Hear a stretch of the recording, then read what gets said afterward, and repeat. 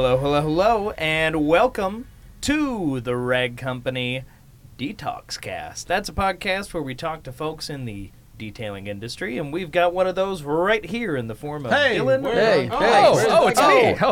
I know a guy who knows a guy. He's pointing at the guy behind me. Okay. Yeah, so you may have seen, we already did a DETALKSCAST with him this week, but you know, he's just so full of ideas. We have some more, and wait a second. What the?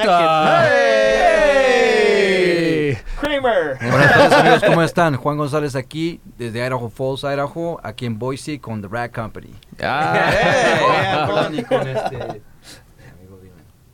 That's our boy Juan. Juan came That's out our for the boy. event. It was awesome. Thanks, brother. Mi compadre. Does Juan have? Should we share some news about Juan? Yeah. Oh, yeah. Are you maybe a new ranking in the IDA, possibly? He just finished his SV. So Hey, got to do my congratulations. first SV Very for Juan. nice. Muchas gracias. Es un gusto para mí ser parte. I don't know what he's saying. Adios, brother. We'll see you. Have a good one, man. You never know who's going to pop in. So that was never your know. special industry guest. I was so excited to be here for that. that. And it's over. We're all right. I guess we're done. Yeah. Anyway, What it else was has great to happen? have that. Yeah. You guys can listen to Wait, this podcast me. on I'm here. iTunes or Shop. This guy. Man. All right. So, yeah. So We had a good we little did some stuff event today. just now. We got to play with some tools. We had a good little turnout. I think we had it counted. It was about 19 people showed up. Yeah. But core detailers, Yeah. which Yeah. was good. Yeah. I think the weather was a little bit too nice. We Yeah, had all well, those we people had like, some- I'm going to be there. And When then you they have woke up and it was, a lot of people RSVP, and then you realize, there's a lot of other things going on. There's a ton of today. car It's shows too going nice on. out. It's like the first weekend of car shows. That's fine Yeah. because honestly, The the small group, like you said, all detailers, so that was cool. But then they got tons of hands-on time, which is tons cool of because time. if we do a big class like we did Yeah. last time, the hands-on gets a little limited, which is good and bad. A lot of people learn something, but nobody gets to ask all their questions. Yeah, no, everybody got a ton of seat time with all the tools.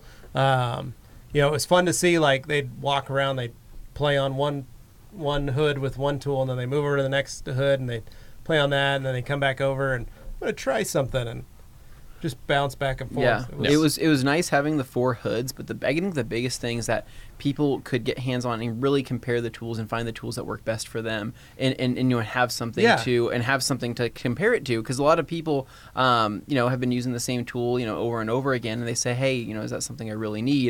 And we say, well, go try it, like see how you like it. And every single person was like, I fell in love with this tool, or I like this tool more, or this tool is amazing, I never tried this before.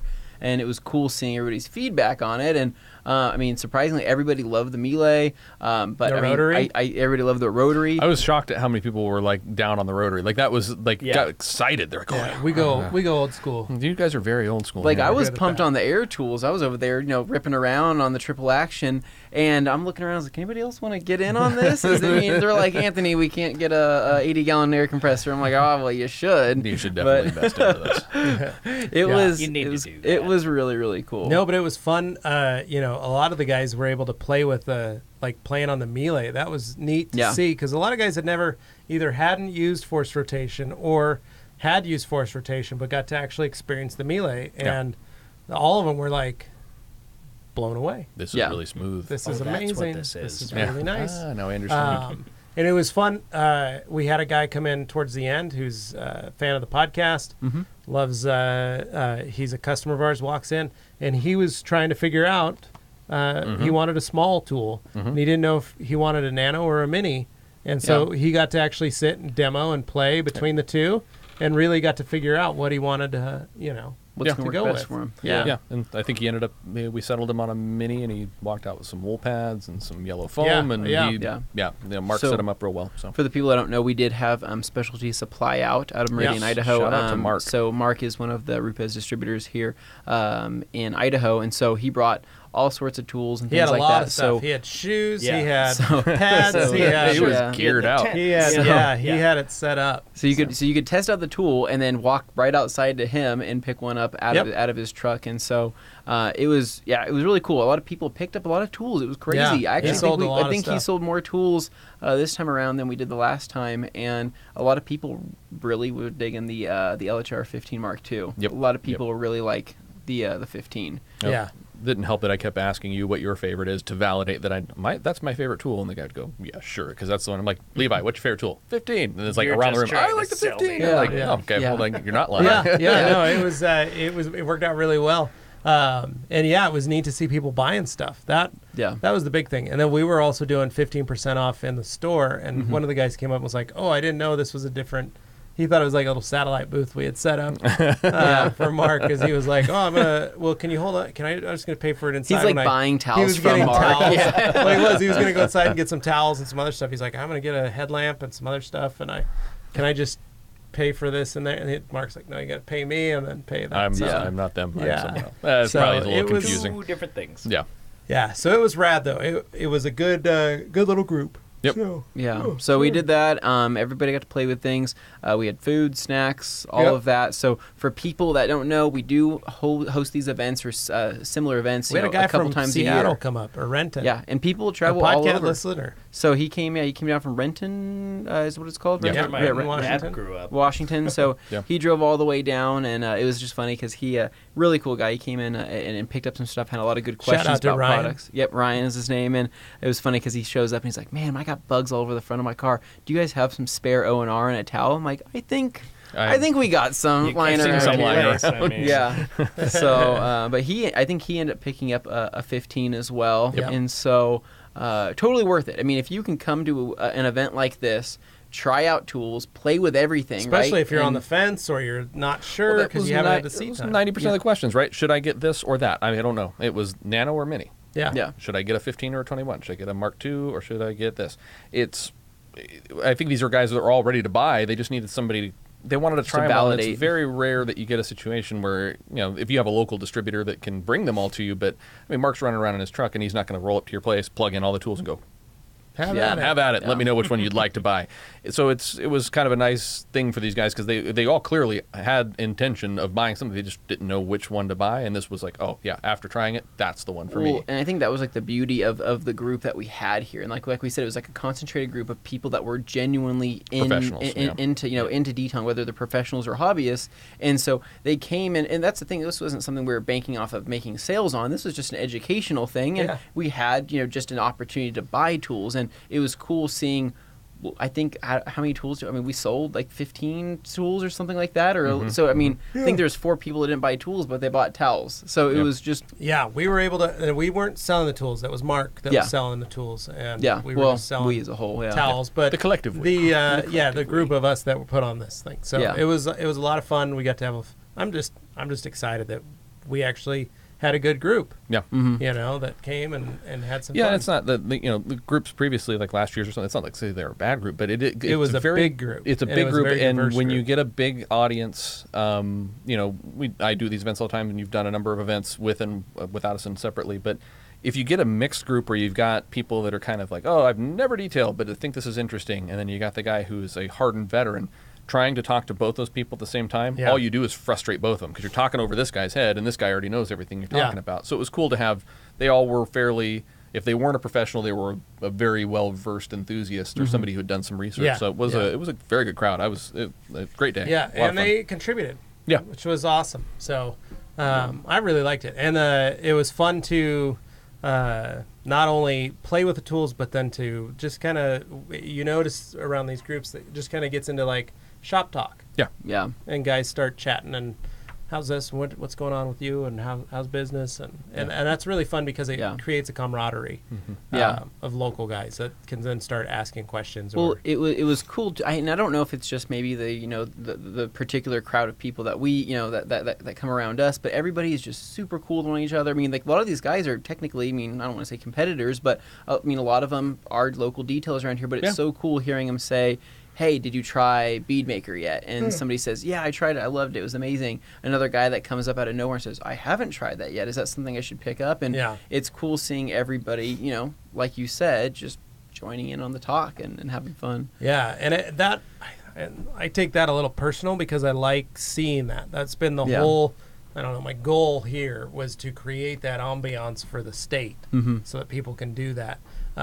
Because that's realistically what it needs to be about. Anytime you do these events, Well, and There everybody has to be here that. knows that there's plenty of business to go around too. Yeah. So it's like it's all these guys saying, "Yeah, I'm booked," or another guy saying, "Hey, thanks for sending over that job while I was out of town. That was really cool for you to cover that Yep. for me," and things like that. And collectively, that's how it is as a huge group. And detailers that are listening to this, you guys can do this too. You can literally set up these little events to just have people come out, or you just set it up, and if maybe you've got a bunch of tools, Yeah. and maybe there's 3 shops and you've all got a bunch of tools, and maybe you set up one day where you can all go over to each other's shop and just maybe go get a rental car and just play on it Yeah. and polish it and try out, because we used to do that on the shorter side. Like Brian from Gearhead Detailing, before he had a long through machine, he'd swing by my shop Yep. and I'd be like, yeah, no, here's a 21, go, if you want to play with it, here's a mini, here's, I've got the tools. He didn't, but he was kind of on the fence about buying Yeah. stuff, but he didn't have that. Like you said, the guy on the truck, it's not going to pull out 5. All right, man, which one? Let's get you some seat time. Yeah. Like, Yeah. so It's a hard thing for that guy to do. I mean, Mark's got a route, and he's got customers, and also yeah, no knock on Mark. Yeah, you set up a Yeah. card table and pull a hood out of the back, and I mean we spent a solid couple hours yesterday Yeah. before we left setting Setting up, Yeah. and then still more time this morning. I mean, it's not easy to pull these things off. There's setup involved. So a guy running mobile, or even a distributor with a physical location, to drop everything for you to walk in and try everything on the spot, it's pretty rare. We have distributors that do have like training facilities where they have the stuff out to try, but not all of them have everything all the time. So when you have an opportunity to come to an event like this, which we do like to host these, get in there and just try it. I'm not saying you have to come in and buy anything, but if you've got a burning question of is it this or that, which is better, here's my Find opinion. out for yourself. Here's both things. Try them, and you tell me what you think. Yeah. It's the easiest way to make a decision is to actually try both things. It's like test driving a car. Yeah. You don't go and buy a car sight unseen. Yeah. Not all the time. Well, and one of the things that was a topic that we were kind of throwing around, chatting with guys and trying to figure out, and one that kind of came up recently, not only my old shop, Hawks Detail, is having to kind of go through this right now, is should we do a lot of cars for a little bit of money, or should we do a little bit of cars for a lot of money? And how best do we, value versus volume. Yeah, value versus volume. And how do we go about figuring that out and working that to the best of our ability? Because not everybody can say, well, we're only going to do 10 cars, and we're going to make a bunch of money on them. Yeah, $5,000 a piece. And It doesn't always happen that way. Yeah. And a lot of people are always like, man, I really want to get into dealer work, but I'm worried about getting overwhelmed with dealer work, and I just won't have enough. And I hear a lot of people that are like, man, I could get in dealer work and I could make a ton of money. Yeah. There's pitfalls there too. You got to watch out. Yeah. So, I don't know. What are you guys' takes on it? And we don't have to talk dealer versus cars. We can it's literally Just quantity volume versus- versus. Yeah, because you can be an express detailer who offers one-step corrections, no coatings. You do wash and wax jobs. You do very light polish, but you're not doing 100% perfection all the time. And you can still do really well. Yeah, and do really well. Some of the most successful detailers I know actually do more express detail services because the time invested is very low and they can charge a decent amount. But they're not charging thousands; they're charging hundreds. Yeah. But they do a lot of jobs for $100 or a couple $100. I'm of the opinion you kind of have to be diversified a little bit because if you get into fleet work for dealerships, there is no loyalty in that business. And I've made that clear in a number of other podcasts, and we've talked about this before, is dealership will drop you to save a buck. Yeah. I mean, it's not personal. It's just business, and that's how they do it. Oh, this Well, guy says he does what you do, and he does it for $1 a car cheaper, so we're going to go with him. Well, So and it also, that person that's involved in that likes that because they can go, look how much money I saved the company. Yeah, exactly. Somebody's being compensated on reducing operating costs. So you can't be completely heavy on dealership work. You can't be completely heavy on high-end work either because if that dries up, you can't. So you have to be diversified. But if I'm building a business today, I offer high-end services for people who ask for it, but I'm not chasing it because there are far more people driving around Nissan Altimas and Kia Sorentos and Honda Civics and things that they probably aren't going to show it in a car show. And they don't. Maybe they don't care if it's perfect, but they want it to look clean and shiny and better. And if I can design a package where I can be in, out, and done on that car and do multiple of them a day for a reasonable amount of money, I'd rather do that. Yeah. Because if one job cancels, my whole day isn't ruined. Yeah. If I book a correction and coding and it's a 2-day job and that guy cancels, well, that's 2 days of my calendar that are gone. Especially if it's just you and you've got one garage. Yeah, exactly. You know, and there's no other extra work being made. But if you've got a whole bunch of these mini jobs booked, if one cancels, well, okay, great. Take a longer lunch break and go work on booking a replacement. In the meantime, you've got 4 other to do that day. Your day isn't shot out. So that's my take on it. Yeah. I think a lot of it is your customers' expectations and then your expectations for yourself that you're going to put into that. Like, I know that myself, I could never get into just because of how like OCD I am, like I would take far too long doing a lot of this like fleet work.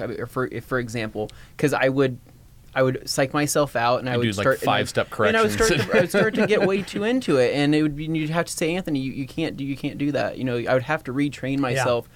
Basically from start to finish to be okay with doing this kind of stuff, but still keeping in mind that there is going to be those cool jobs I get to do that take longer down the road. But like Dylan says, you have to have diversity and being able to change up according to whatever structure, whatever business structure you have set up, whether it's you and as an individual person or multiple people that you can manage or however you want to go about doing it. And I think a lot of it too comes down to I guess products, things you're using, what kind of results you're getting. Like a lot of guys, say, they'll do an all-in-one product, right? And a lot of people say, oh, you're just doing an all-in-one with fillers or whatever it is. And you say, well, if that's what if your business, your plan is built around being able to one-step something, have decent results, but not spend 7 hours doing a full correction, getting 100%, then absolutely use it all-in-one. And if that's what the customer's paying for. And that's what the customer's paying for. If the customer says, let's hypothetically, I have $150 to spend. What can you do for that? Well, I can't make your car perfect, but what I can do is I have this one-step product, and I can do one pass, and here, I'm going to do a test section. This is the improvement. It's not perfect, but look at how much better than it was. Yeah. And that is, I can do that for $150. That's your deal. Well, okay, great. And that customer will take that. And you're not going to go out and go, well, but I really wish this car looked perfect, so let me do 2 additional passes and let me code it for them for free. That's not, they're not paying you for that. Yeah. Well, because I think everybody's can admit that they've done side work on the side, whether it's some weekend warrior stuff or doing a family member's car, and you've gone way too above and beyond for that particular person, knowing what that car is going to go through next, right? Like I did my my fiance's mom's car, right? And I did a full correction. I really took my time and did like a 2-step, and I was so proud of it. I'm like, she's going to be so pumped when she sees this, right? Yeah. And she looks like a brand new car. She looks at the outside of the car and she's like, wow, it looks great. And then she goes to the interior and she's like, wow, looks awesome. Thanks, Anthony. Really appreciate this. Drives it off, right? And next thing you know, the next time I see her car, it's all swirled out. And I say, did you go through the car wash? She's like, yeah, I've been going. I just bought an unlimited thing at Costco. It's the best. I'm keeping it perfect. And I say, why did I do that then? If I should have one-stepped that. I should have done just a single polish. I should have used an all-in-one. There's certain jobs where I could have done that and cut my time in half and maybe focused on an area that she would have been happier about. If she was paying me for that particular time, if I was doing an hour-based thing, I should have spent more time on the interior. Made the interior nicer, because I know that's the first thing she's going to sit in notice that and appreciate. Yeah, and that's actually a good point, because I think that is an overlooked thing, is when you're in that express detail business, if it's an inside and outside service, if you're going to spend the majority of time anywhere, spend it on the inside. Yeah. Like people who don't care about swirl marks and things, the common person out there who's like, what's a swirl mark? My car looks perfect. It's supposed to look like that. You're like, but they will be more impressed by a really good interior job, because that's the part that they care more about. Like, is the carpet spotless and everything looks nice on the inside? Are the smells out? And then the outside, as long as it's clean and shiny. I mean, who cares if it's defect free? Yeah, all my interiors, I'd wash it and I'd dress the tires and I'd hit it with a quick detail spray on the outside, and that's just what I did on my interiors. And all the door jambs were clean, and we'd clean the wheels. We wouldn't deep clean them, but we'd clean them up. Yeah, and the faces, not digging into the barrels or anything. But we'd literally just wash it and spray quick detailer on it and wipe it down, and that was it. And the customers, every time they pulled up, oh my gosh, my car looks so good. And all they paid for was an interior. Yeah. They haven't seen anything else. But their first instinct when they saw it was, oh wow, look how good it looks. Yeah. We washed it and put instant detailer. And there's a lot of guys that just don't they pull that, Anthony. They do a multi-step correction, or they're like, no my reason. customer's really going to love no if I reason, take this next step. Yeah, if it's the right customer. Yeah. And if they're paying for it.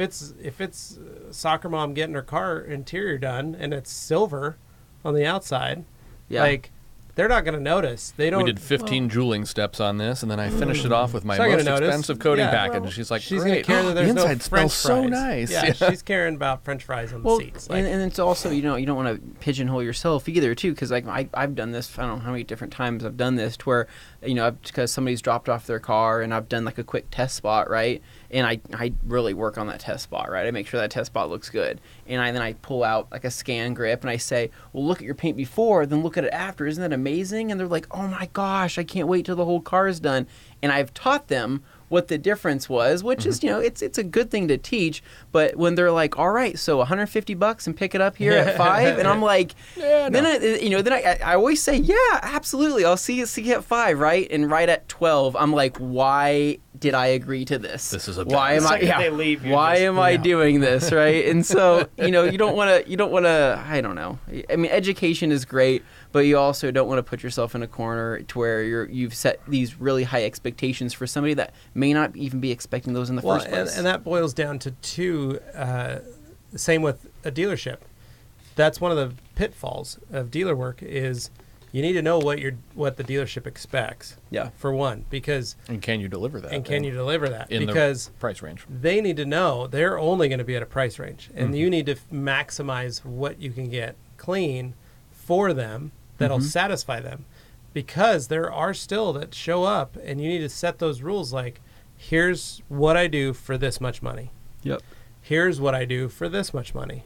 And if there's any additional craziness, this is what it's going to cost at an hourly rate or whatever. And you need to make sure that you inspect that vehicle first when you go pick it up from the dealership. And what I would do is I'd always pick it up, and I would find out what it was, and I go, how is it? And I'd make them ask me. Yeah. And before I left the lot, I'd grab them if it was really bad. Like if it was horrific. And I'm like, I'm not doing this for $150, just say. And I'd bring them out. Did you even see this car? Call them up, and they're like, no, I just saw it outside. Looked pretty good. Yeah, outside's good. But someone was living in this interior for the last year and a half before it was traded in. Have you seen the interior? And they're like, no. And I'd bring them out, and I'd show them. You'd and I'd remember go, if you saw yeah. it. I'd go, really? You'd know it. And that you'd bring them out. And I'd make sure they understood, hey, this car, I have to charge you more. Yeah. I'm going to spend 4 extra hours just deep cleaning this interior to get it to even look right. Outside, yeah, no, I can make that look awesome in 20 minutes. You'll be fine. It'll look clean and shiny, and we'll be on our way. But I need to charge you extra for this interior because I'm going to spend more time on this interior. And they go, yeah, okay, that's cool. How much? Yeah. Or I'd tell them, hey, this is what it's going to cost. And if they said no, then I go, okay, but I'm going to clean. This is what I'm going to do for this price, and this is how it's going to look. And thankfully, my reputation was good enough that I could say that. But there were many times they'd go, you know what, I'm just going to call somebody else. And then they call Anthony because he'd do it for $75. Yeah, and it would be a mistake. He would say yes. And he'd be like, why did I do this? Why did I tell them I need to do a two-step on this silver car that I just spent 5 hours cleaning the interior on. Yeah. No, you don't. And Levi's just in the back just shaking his head like it's a 94 Altima. What are you doing? Why are you wasting your time? I would do that. There's a certain degree also of just, to your point, the salesmanship part of it is probably the hardest thing for, I think, a lot of detailers to get their head around, because on one hand, we're telling you, okay, yeah, sell to the customer's expectations, but fake it till you make it. But upsell a little bit and try and teach them what better looks like. Yeah. So you have to ride this fine line, and you do have to know. I really geek out on sales. I love selling things, right? But you got to start to be able to read customers. And so if you are in that situation where the guy comes in and he wants the $200 express detail, and you kind of got a feeling that maybe this guy, it's a nice car, maybe I can get a little bit more out of him. You have to know when to stop trying to upsell, though, because you can just as easily try and go down that path and sell the guy heavy correction and coating and all this stuff and upsell. But by doing that, you're showing kind of the sad result of what the $200 express detail is at the same time. Yeah. So you might accidentally completely sell yourself out of doing anything for the guy. Yeah. So it's a very fine line you have to tiptoe, right? Yep. So my biggest tip to guys is ask as many questions up front as you possibly can. Mm-hmm. Especially show me on the car what things are bothering you. Well, the interior is filthy. Okay, well, that's part of all our packages include some level of interior detail. But how bad? Like, I mean, do you want it spotless or do you want it just? And I had that. I had a spruce interior where we just vacuumed carpets and upholstery. Yep. But we cleaned all the plastics, leather, and vinyl. Yeah. And it was like, we're going to give you a very thorough vacuuming, but we're not going to shampoo anything. We're not going to clean any stains or spots. And this is what it's going to cost. Yeah. And then if you want us to clean the interior, we'll shampoo this stuff. This is what it's going to be. Yeah. But if you bought this package, I will give you the fancy package of interior for this price. Mm-hmm. So I'd still easily make the money off the interior, but I'd also make the money on the exterior part. And it's so key to get that information from them so you can have that conversation, because if you just go, well, here's our package, and they go, okay, what do I get for that? Well, I'll clean that. Okay, you've left no opportunity to upsell anything, right? But you can't let them set a low expectation either. You want to try and elevate what their expectations are for your services. Another thing that guys can do that you need to practice, and we recently went through at our sales meeting for the RUPES US sales team, is asking open-ended questions. And for those listening who don't understand what that means, don't ever ask a customer a question that they can answer with a yes or a no or a one-word answer. Ask them for an explanation. So when I made the statement, well, tell me, what about your car is bothering you? Yeah. That elicits a response you can learn so much about, because the first thing they say is the first thing that they're most concerned about. If they say, well, I have these scratches on the outside and the headlights are dull, well, okay, this person is very exterior concerned, right? If the first thing they say is, well, my interior smells funny and my kid spilled chocolate milk in the back 3 months ago and there's something growing back there, but I need to clean it up. You can learn a lot from asking those questions. If you go, do you want your interior cleaned? Yes.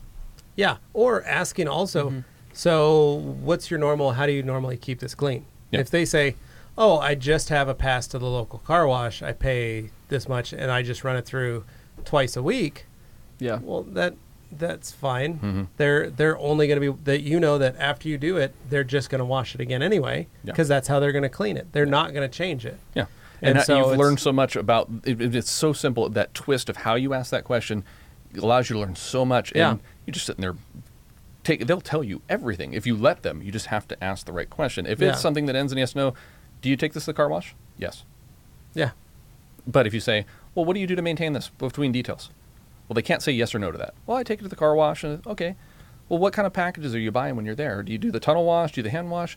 Do you let them service? Let them run. Yeah. And so, because if they can just say yes or no, you're kind of not learning anything, and you're very much at a dead stop with them, right? And there are people that, I'll even explain to some customers that, like, they'll come in, they'll get their car detailed, and they did it because they didn't know that they could get it detailed.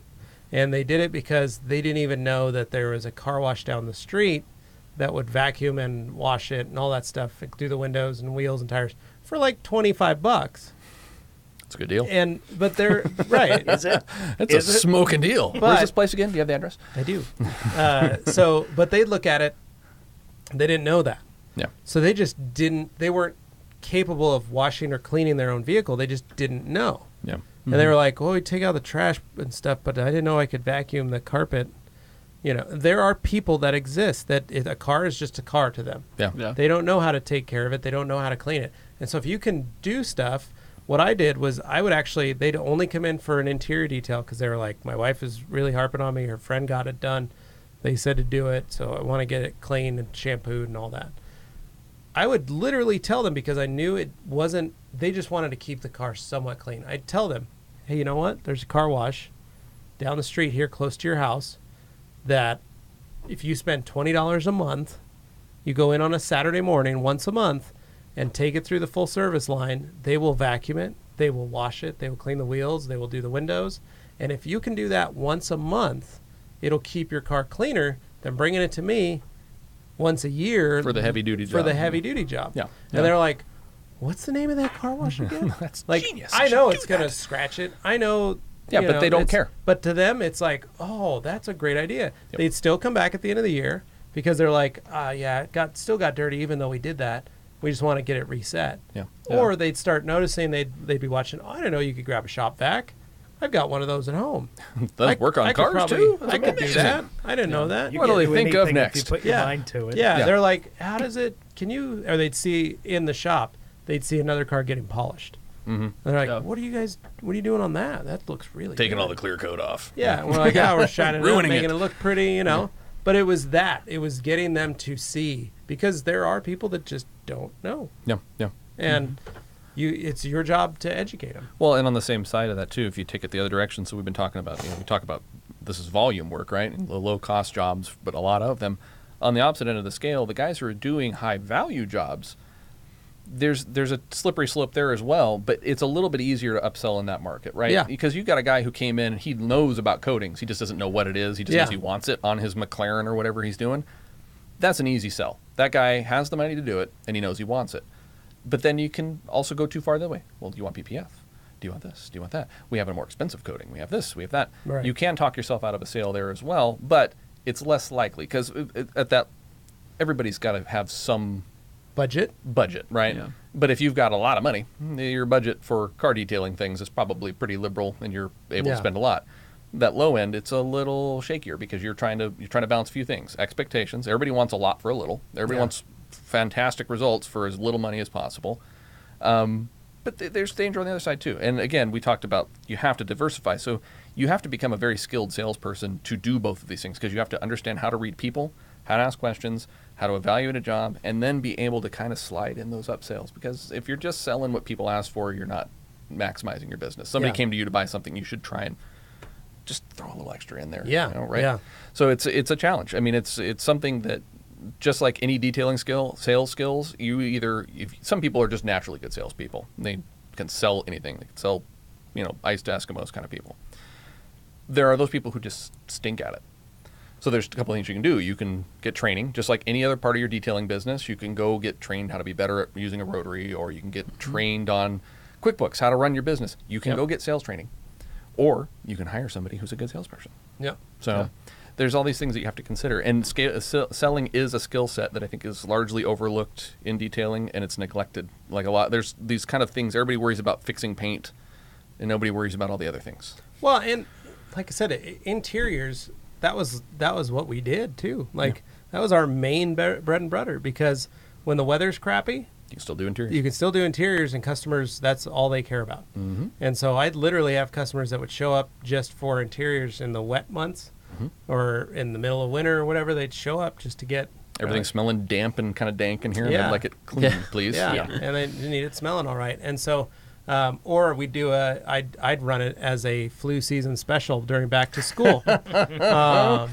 And I would explain, like, look at all the stuff that was wrong with your car. Mm-hmm. Look at all the stuff that's dirty and grimy, and your kids are, little petri dishes. Well, and especially, like, I don't know if other guys have noticed this, but there are folks who are super liberal with their use of hand sanitizer on their children when they're in public. But then they put them in their car, and you get in their car, and it looks like a garbage can. Wiping their noses. Well, and it's like and it's literally a garbage can. Yeah, just food everywhere. And you're like, wow, I followed you. You were like making sure your kids, like, they picked up a rock on the ground and you were hand sanitizing them. But you're letting them sit in a garbage can of their own making because they're in car seats and there's food and stuff. But it's a car, it's different. Yeah, soda stains and stuff. That it's all the same germs, just different places. Yeah, but it's the car, it's fine. It's a false assumption that your car is sealed up from the outside. Yeah. Germs can't get in here because it's impenetrable. Yeah. Well, and I don't know about you guys, but when I sneeze, sometimes I sneeze on my steering wheel on accident. It happens. Yeah. You didn't get it when you're driving. It's gross. You're like, oh. Yeah. You know. Then you go from driving at 10 and 2 happens to so a little fast. bit more. Yeah, it happens so fast you don't have time to stop it or whatever. Sun you're like, hits you in the right. Yeah, but there's germs on that steering wheel, and so that's part of the reason of cleaning the car is you can protect yourself. Mm-hmm. You're going to clean your house. Well, and add on to that too, something to think about. And somebody pointed this out to me once: is do you wash your hands after you pump gas at the gas station? No, but you should. No, you probably should. You should. You should. Think of how many people have touched that gas. Touch that gas pump. Just After blew my touching mind. money or your Yeah, their wallet and and everything, went they touched inside and that, got and themselves then they a sneezed keto. because they're you, and they sneezed all over their hands, and then they pumped gas, and they got back in their car and they put their hands on their steering wheel. Yeah. And I'm guilty of it. I keep hand sanitizer in my car, but I always forget. I'm like, I Yeah, just me touched too. that disgusting gas pump. Yeah. Talk to customers about that for a second and watch them just kind of first go, and then They pay you thought a lot about of money for an interior detail. You're like, I can fix that. I can clean that up. And then just here's some Purell. Shout out to Purell. Maybe we get Purell sponsorships for detailers. That'd be that's a good. good idea. A bottle in every car. I could already see like a RUPES Purell. Like I could see that. I could see that being a thing, and it's sad and Sanitize funny at your- the same time. And honestly, there are marketing. You can get little hand sanitizer bottles, Oh, yeah. and you could put your detail shop logo on them. You can buy 100 of them or 1,000 of them for There's tons almost of nothing. The same and places that put do them in like- every single car. Yeah, they do can koozies and mouse pads and stuff. They'll do a little private label hand sanitizer. What a killer package to offer to the soccer mom crowd. I hate that's kind of a nice thing to say, but go. Their car is nasty and they mostly care about the interior. Offer an interior package where you sell them on the concept of look at how dirty this is and you're pumping gas. Your kids are in and out, soccer practice, all these things. And on top of it, by the way, here's a reminder with my phone number on it. It's a little hand sanitizer that goes in your center console, so when you get back in, you can. Yeah, well, that's up. why I would do that. I do towels and stickers and business cards. But yeah, you add that in, all of a sudden it's like a a little extra bump because then they're thinking, oh man, I got to keep my car clean because that's a smart idea. Look at that, dropping knowledge bombs. Wow. You get it I'm a only marketing here, manager guys. for a reason, dude. Only This here is- at the Rag Company YouTube or Rag Company podcast. The interior detail market is going to blow up Get all ready, of a sudden. folks. It's our new giveeway for SEMA this year. Hand sanitizer. Hand sanitizers and interior towels. Yeah. Seriously though, I mean, because you have to think about it too. Like when you're sitting in a vehicle, you're touching your steering wheel too. But imagine all the people that are sitting in your passenger seat that touch your touch screen, right? They're like, oh, what kind of music do you have, right? Let me put my greasy hands all over this thing, and then you're touching it. Then the next person in your car, hey, get in on this, start touching my car, right? Touch it all. Or same thing, like if you're an Uber driver, if you're a driver for Lyft, right? I mean, it's more important than ever to keep your interior clean door because of all the handles. people coming in and out of that. It's pretty gross. Yeah, Well, your and back door handles are probably. Well, and somebody should do a that's- study on that. Just That's carry one of some the things- Lysol and spray each person that gets in the car. Here's a shot of alcohol, pure alcohol in your that's eyes. one of the things I always with my car when I clean my wife's car is I always wipe after I've washed it and stuff. Even if I'm not cleaning the interior and I'm not vacuuming it that week because I do it like once a month, I'll take just a damp rag with like O&R or some interior cleaner on it, and I'll just wipe the steering wheel. I'll wipe the door handles, the power switch, the window switches, and the gear shifter. Yeah. And then my kids' spots that they touch. And I just clean that up. Yeah. And even if I know the car's filthy and it's not clean, like I touch those spots a lot. And so I just clean them up so that I know that when my wife gets in, she doesn't have to worry about that kind of stuff. Yeah. Yeah. It's funny. People Until do. she sneezes on the People steering do wheel. weird things with interiors too. Like, I mean, I don't know if everybody does, but like my fiance, for example, I was cleaning her car last week, and I look in her cup holder, and then I look in her little like side, like the side little holders on your door card, right? The little, whatever. Yeah, like you put map in pocket chain, kind of thing, change yeah. or whatever it Yeah. is. So I look in there, and I see garden soil inside there. And then I look down in the cup holder, and I see more garden soil. And I'm like, why? I'm like, and I pick it up. I'm like, I thought coffee grounds, right? And I smell it. I'm like, that smells That's like dirt. dirt. Like, why is there dirt inside here? So I go up to her. I'm like, why is there garden soil in your cup holder? And she's like, oh my gosh. So the lady at work, she ran out because she dropped a whole thing of a whole plate of flowers, and they all broke everywhere. And she asked me if I wanted some. So I took them, and I put each flower with the root and the whole thing inside cup my holder. my cup holder, inside my door card. And I'm like, Solid. you did so you It's a took the perfect container. root and the dirt and everything and put it inside. And she's like, well, yeah, I didn't have anywhere else to put it. And I'm like, see, this is what people. She's gonna start a hydroponic garden in her car. In her That'd be car. cool. You're like, what are you doing, man? Growing So- fresh vegetables on But the it way to makes work. sense. They fit probably perfect in light. the cup Just keep holder. the dome light on at night. I did. I cleaned it all up, and I have these flowers in my front yard as we There speak. we go. So Nice. Car flowers. Yeah. Interesting. Volkswagen The air tried fresh- that. Yeah, Volkswagen tried that for a little while, didn't they? Yeah. But Yeah. basically, the biggest thing is you can get those value-added services through using little interiors, making quick interior bucks. My favorite, my all-time favorite, was a customer would come in for just a one-step polish, and they would ask to do the interior spruce.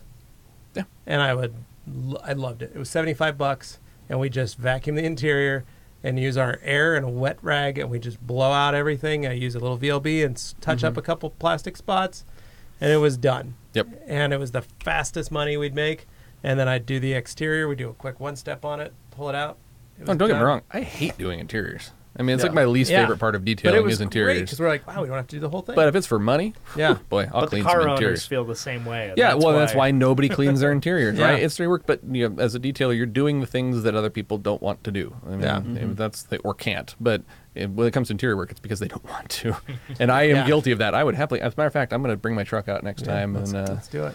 I can get you to wash it, Anthony. So I'm bringing it out on a Wednesday. Yep. Well, and then we'll do interior Friday. And then I'll drive home. That'll be awesome. Okay, deal. Done. Signed up. Well, I think like the most when you think of interiors, okay, what's like the one thing that you think of when you're like, I don't want to do that? Like for me, I don't want to clean the interior windshield. It's uncomfortable. Oh, I hate it. I hate it. It's never a comfortable thing for my arm. My rotator cuff always hurts. Ever. And if it's like a big vehicle, you're diving all the way in, and it makes me not want to do any part of the interior. that one thing. Anytime owning a coupe, it was the back window. It's if just as it's bad. A big curved one or something, in coupes specifically, because there's no back doors. You have to just you have to literally crawl back there, swim back there, and kick up the front seat and climb back there like a little kid. And inevitably you miss something. I remember when we were working like Adam LZ's car, it was getting back there and like trying to get in on the glass, and it just kept going and going. Holy cow! My arms are long enough to get in there. I'm with you. I think glass is one of the worst ones, especially the windshields. Like in anything like a sports car too, because the rake between the dash and everything is so steep that you can barely get down there. So if you need to get in there, we actually have a product. Hey, do you guys have something glass mitten? You guys doing that Works amazingly well. Available at theragcompany.com. Pick it up today. Well, so then Levi, what do you hate? If the one thing that you're like, I don't want to do that interior because of this one particular thing. For me, it was I love blowing out interiors. I don't know what it is. I just love getting air in spots that haven't been in there. I like getting all the garbage and stuff out of the car. I feel like that does like the most, like just blowing an interior out with air. But my biggest pet peeve was back windows on coupes or small areas that I couldn't get into. I liked front windows a lot. You're weird. I know, I'm odd. You're a strange the end man. result was satisfying. It was for me. That was the big one.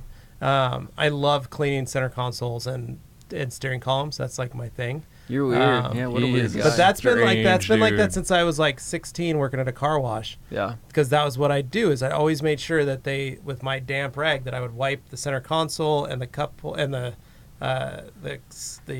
steering column and that stuff. I always made sure like that was done. Because that was where I was like, they're always going to see this. This is the way. And I would move the steering wheel to get in there. And that was just something that I did since I was young. But for me, like, back windows. And then I really disliked having to remove, like, this is a weird one, but paint in cars. Okay. Like spilled paint? Like spilled paint. Oh, God, no. Oh, yeah. Well, yeah, when you talk about removing paint, some people replace the carpet. Like spilled paint and vomit when I'd be shampooing stuff. Yeah, no. Those are like my two, like, anybody who's excited for that, if someone called and said, I just left Home Depot and I spilled some paint. Can you guys take care of that? I'd say you need to call your insurance company and get that taken care of. Yeah, I can't help you, sir. Because I can't help you. Or if someone said, oh, my kid threw up in the back, can I come back and get it really, like, just quick, like walk-in kind of deal? Pick it up and I'd say I'm not licensed to touch bodily fluids, so I can't help you. Well, there's a legitimate concern there because you're talking biohazards. So anytime there's feces or anything like that. There are detailers that are like, come on by, $50, we'll take care of it. No. And I'd have other detailers that worked for me that were like, well, I would have done it, just pay me off the books. And it's like, I don't even want that in my shop. I don't even want that in my thing. I don't want that touching my towels, my vacuum. And the thing that would bother me was when I would be shampooing a car that they had previously cleaned up, and you'd hit that and you'd re-wet the area. And that would smell. Yeah. That's when I was like, And now everything smells. Yeah, and then I give my hourly guy in there. I'm like, I need you to take care of that. Getting back away I got to from make the some smells. phone calls. Yeah. One thing you reminded me of, a good tip that somebody gave me once, it was a while ago, and it's focusing on interiors. You said the thing they see, so you focus on that steering column and everything, is to, when you are done, get in the driver's seat and literally put the car, don't drive it, but put it in drive. Because often, if it's an automatic, you've got that weird channel where it's at, and there's stuff in there. And if it's in park, you didn't see it all. It's a manual. Get it, but sit there and just look around and get it out, like, back it out of your shop, whatever, get in the sun, check the windows and stuff, because as soon as that customer puts cash in your hand and you hand them back their keys, they're going to get in that car and they're going to drive away. What are the things they're going to notice first? They're not. It's not like they're leaning out the window looking at the incredible job you did polishing their wheels, right? At least I hope not. But they're going to be looking at, they're driving, they're looking, they're going to check a blind spot, they do this. Sit like you're going to drive that car and look around, because that customer in the first 15 minutes or whatever it takes them to drive home is going to be critiquing the hell out of that part of your job more than anything. I had an employee who did a lady's Lexus RX 350 and pulled it out, and it was a spotless. It was one of those details where she comes in and it was almost like it's too clean. Yeah.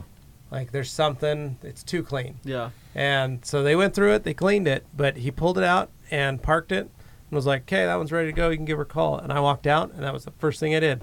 I sat in the seat because I was like, something's wrong. Something's wrong. It's too clean, and there's a reason she brought it in. And I looked just over my shoulder behind me. There's a dead body. There was a dead body. How could he have missed that? Yeah. Died. That guy died. But what it was underneath the seat on those RX 300s, there was a ton of crumbs. It was like a gap, right? There's a gap like this big that the seats slide forward and back, but my guy just was like going through it because it was so clean. Didn't look. I looked back, and the sun was hitting it just right on a black interior. I saw underneath that gap, and it was full of stuff. Yeah. So it had never been touched. But it was just because I literally looked over my over my shoulder, arms on the armrest, looked back, was like, oh my gosh. Got out, flipped on a light, threw it under there, and was like, yeah.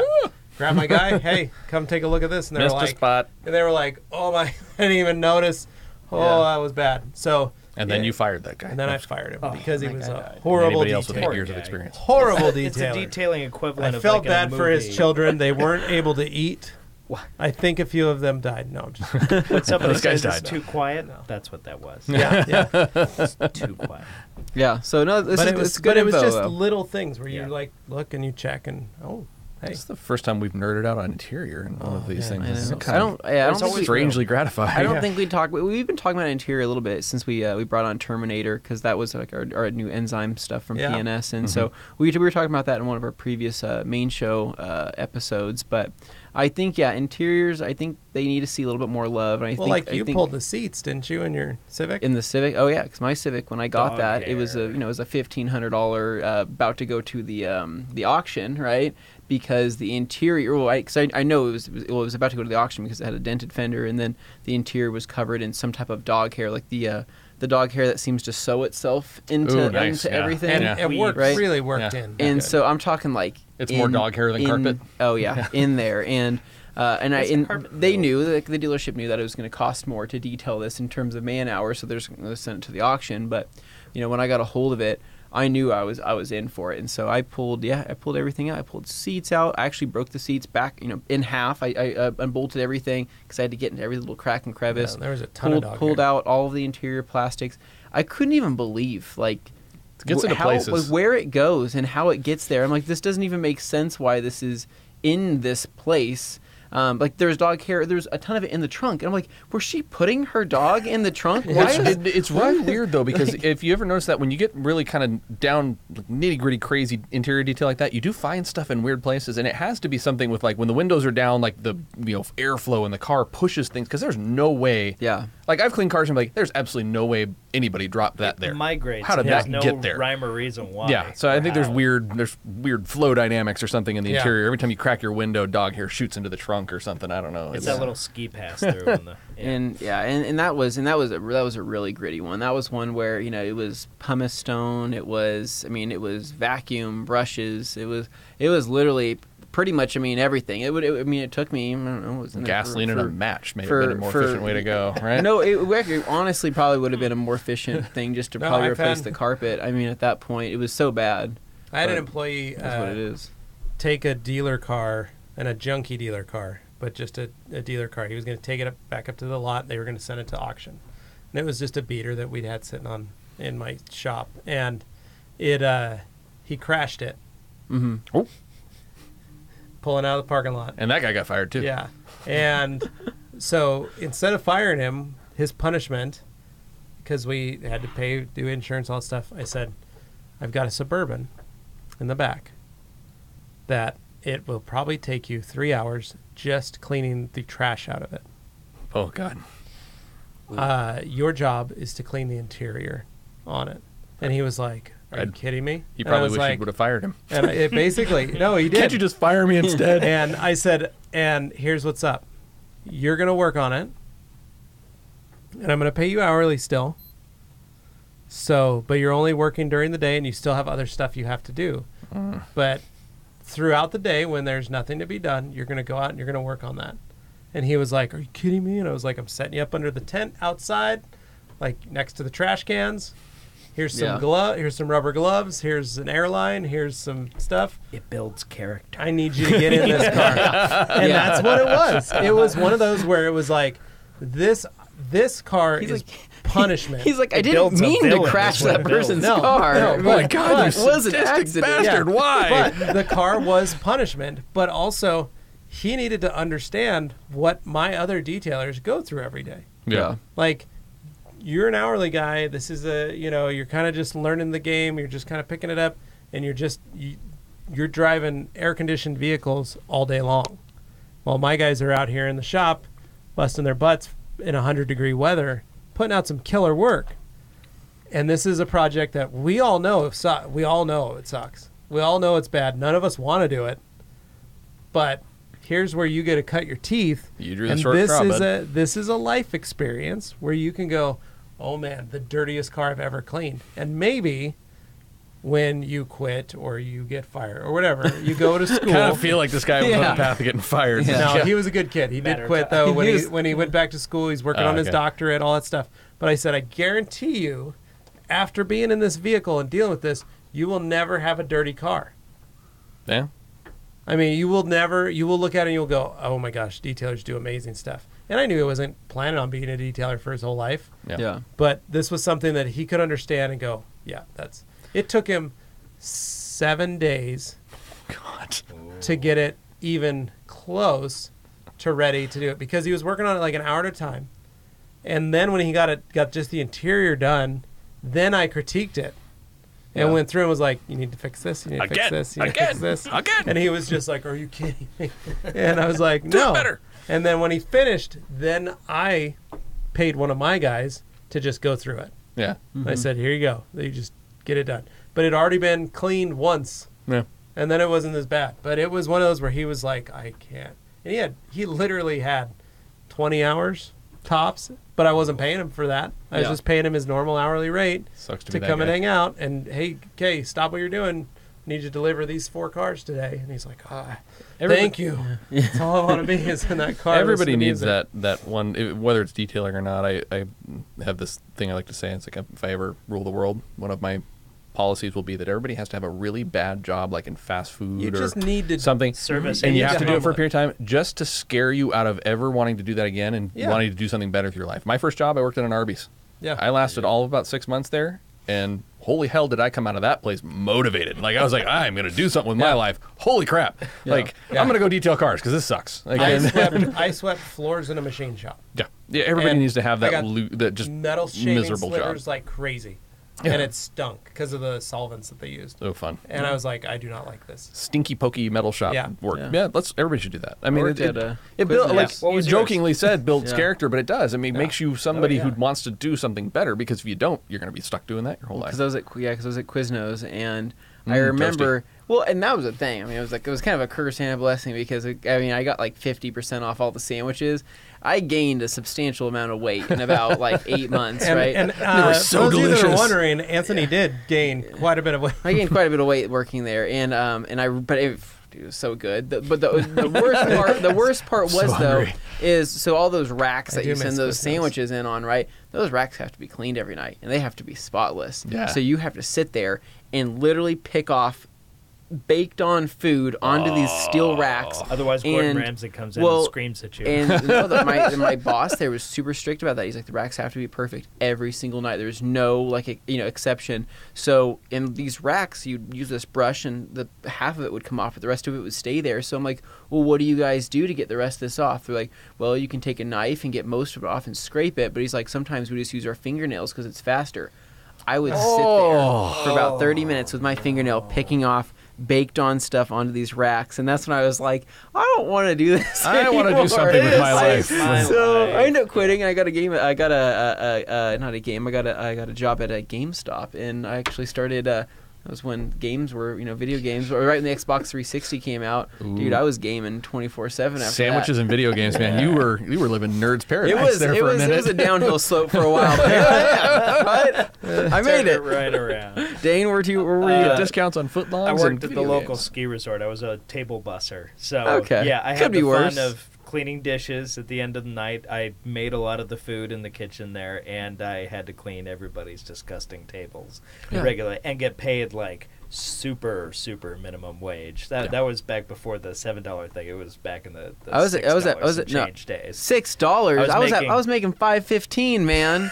Yeah. Jeez. Yeah. When I started, must be nice. I think when I started, I was at nice. $4.75. I was gonna say I was about $4.75. I think is what they paid me at Arby's an hour, and like I said, lasted 6 months, and it was like I had to go. My parents were like, go get a job, and I hadn't started my detailing stuff yet, and it was like, God, this is awful. Yeah. And that $4.75 back then seemed like that's pretty not good. bad money. Yeah. I mean, inflation sucks and all, but I was just saying we should account gas for the back year. then was still like Yeah, a buck I'm a not- gallon, so it wasn't too bad. exactly.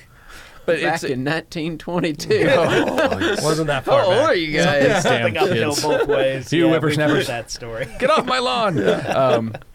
You're hippity hop. It's too loud. Pull up your pants.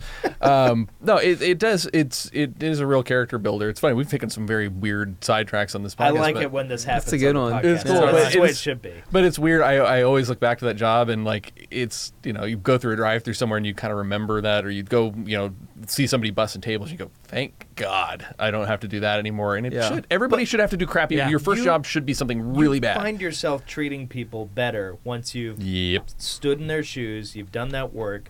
You just learn a great deal of respect for the folks who are in the unfortunate situation where maybe they don't want to be there and they're doing it, but they're still doing it anyway. Character building. You just kind of have that inherent like, oh, okay, don't Been there, bro. Know how don't it be a is. jerk. Don't Which I mean, you shouldn't, but everybody seems to have that thing because you've been there and you've had those really crappy customers who just they lay it out on you because hey, you're an easy target. Or you go home every night smelling like roast beef and French fry oil. Yeah, nice. Yeah, the oil. Yeah, I was the oil. with you. Mine was that machine oil, the lubricant for cutting steel and metal aluminum. shavings. And I remember when my dad was like, "Hey, the car wash down the street's hiring," and I was like, "What?" And he's like, Julie, which is my stepmom, he goes, "She's friends with the owners." I was like, "What? Why have I not been sent over there? Why am I not working there?" And Let me wipe the metal shavings out of my eyes first. Yeah. Oh, the oils. And I remember I went over and I was making like $5 an hour at the. It was $4.75, and I remember they gave me like a 25-cent raise, but I was only working like 18 hours a week or a month, and I was like, this is really like hardly anything. And no, it was 18 hours a week. I was like part time, and then the car wash was like, we'll pay you $6 an hour Cha-ching. to vacuum cars. Yeah, I was like, I'm buying all kinds of stuff. Stereo. This is gonna be. I remember like- in my head, I was like, I'm gonna make so much money. This is gonna be amazing. Yeah. Just so I could feel Replacement. better about myself, though. What year was this? This was 1996. Okay, I was getting paid $6 an hour in 2004. So Oh man, yeah, I was getting paid Sucks to be I was you. getting paid $5.15 in 2006. Yeah, 2006. okay. Who's laughing So- now, kids? We were I making know. way more money than you guys could ever dreamed of. Yeah, but you guys didn't get free mesquite chickens and That's true, I didn't. and leftover broccoli cheese I was soup paying. every night. I was having to Yeah, pay like broccoli cheese soup, yeah. $8.75 or $10 for a Quiznos sandwich. I do remember that, thinking that was robbery. Yeah, it was robbery. You I worked shouldn't have all paid week. I can that. finally get Quiznos. Yeah, literally. No, I would. Yeah, that's good Well, stuff. I was trapped on the mountain, so my problem was I put put my entire paycheck back into all the food I ended up buying while I was up there. We're going to have lunch and dinner. I got a free ski pass out of it, but the rest of it was just all food. Can't eat a ski pass. No, you can't. It's like these dang resort prices. Dane's just out there with like flavored syrup and snow, and he's just like, snow cones again, guys. Just stay hydrated. Oh, that's fantastic. Hennen, stop eating that snow. Hey, get back to work. We're going to charge you for that snow. It's not free, you know. Not like nature makes it. Cool. Yeah, I got Now it. that's how Good you end stuff. a podcast. That's how you end it. I feel like that's a good spot to stop, right? Yeah. So, hey, in the comments, you guys should tell us your stories. We want to hear we'd them. love to hear So, yeah, I'm sure there's some good ones out there.